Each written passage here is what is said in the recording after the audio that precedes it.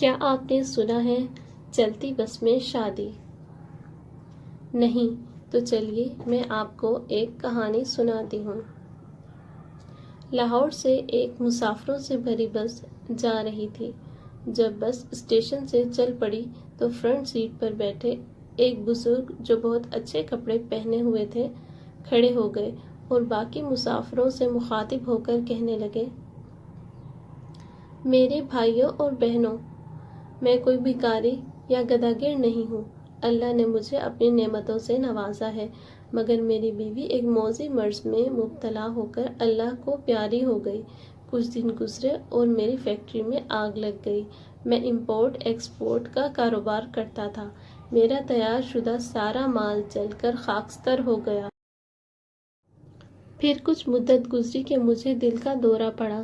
رشتہ داروں نے جب یہ محسوس کیا کہ اس کے برے دن شروع ہو گئے ہیں تو انہوں نے ہم سے رابطہ منقطع کر لیا۔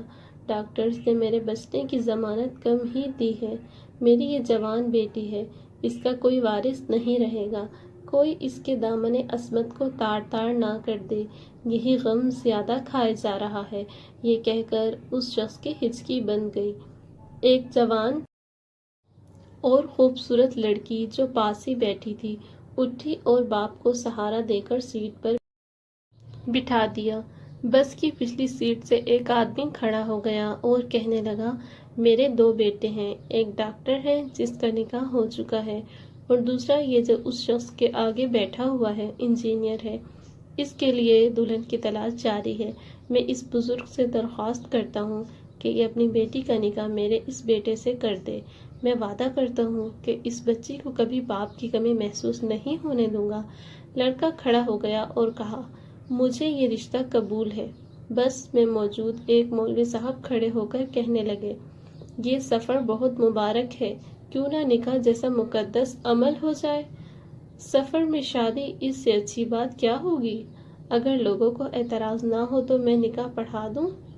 سب لوگ ماشاء اللہ، سبحان اللہ، الحمدللہ وغیرہ کہنے لگے اور مولوی صاحب نے نکاح پڑھا دیا۔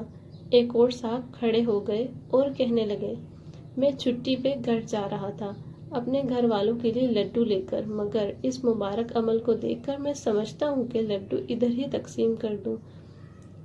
اس نے دلہن کے باپ سے مخاطب ہو کر کہا۔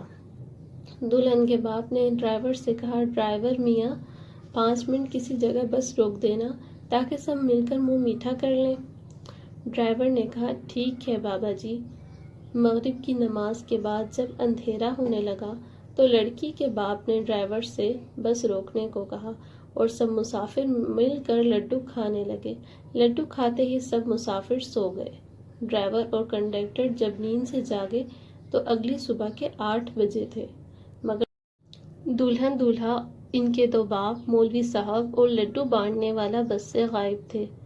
اتنا ہی نہیں بلکہ کسی مسافر کے پاس نہ گھڑی، نہ چین، نہ پیسے، بلکہ کچھ بھی نہیں تھا۔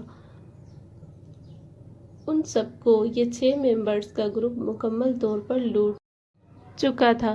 ایسی صورتحال میں انہیں کیا کرنا چاہیے تھا؟ کمنٹ کر کے ضرور بتائیے۔